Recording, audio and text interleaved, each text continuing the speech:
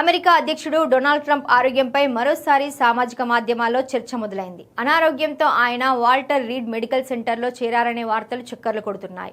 అయితే ఇవి కేవలం వదంతులు మాత్రమేనని, ప్రెసిడెంట్ ఆసుపత్రిలో చేరలేదని క్లారిటీ ఇచ్చింది. సాధారణంగా వీకెండ్స్లో ఫ్లోరిడాలోని మారియే లాగోకి వెళ్లే ట్రంప్ ఈసారి వెళ్లకపోవడంతో అనుమానాలు మొదలయ్యాయి. అదే సమయంలో వాల్టర్ రీడ్ ఆసుపత్రి సమీపంలో రహదారులు మూసివేశారని ధృవీకరించిన పోస్టులు సోషల్ మీడియాలో వైరల్ అయ్యాయి. దీంతో ట్రంప్ అత్యవసరంగా ఆసుపత్రిలో చేరారనే ప్రచారం జరిగింది. వైట్ హౌస్ ఈ వదంతులను ఖండించింది. ఇరాన్ సంక్షోభం వంటి కీలక అంశాలపై అధ్యక్షుడు వైట్ హౌస్ ఓవల్ ఆఫీస్ నుండి విశ్రాంతి లేకుండా పనిచేస్తున్నారని తెలిపింది.